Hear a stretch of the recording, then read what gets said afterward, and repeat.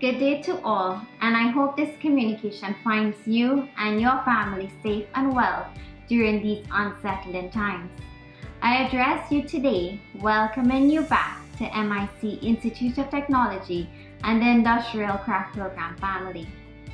As we embark on continuing training using online modality, we as an institution are focused on providing that skills training necessary for self-development in preparation for examinations and the world of work at large. The COVID-19 pandemic has created uncertainty for us all, and this is especially pronounced for the trainees and parents.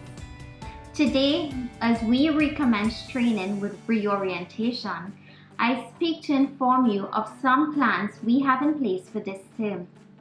You will be introduced to the learning platforms being used by the institution for the purposes of training, which are Moodle and Microsoft Teams. You will navigate through these platforms in an effort to obtain training sessions and materials to complete the training curriculum. For this term, focus will be given towards the completion of the theoretical component through live sessions, reading materials, video presentations, and learning assignments. With the guidance of the Government of the Republic of Trinidad and Tobago, once it is deemed safe to allow trainees back into the learning institutions, then you will be scheduled accordingly as it relates to the practical sessions. In these trying times, we must adapt to the ever-changing environment as MIC IT moves forward with blended learning as with the other institutions in the country.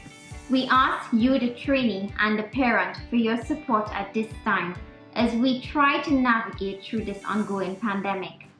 Your center coordinators will divulge detailed information and you would learn about systems being put in place for your training.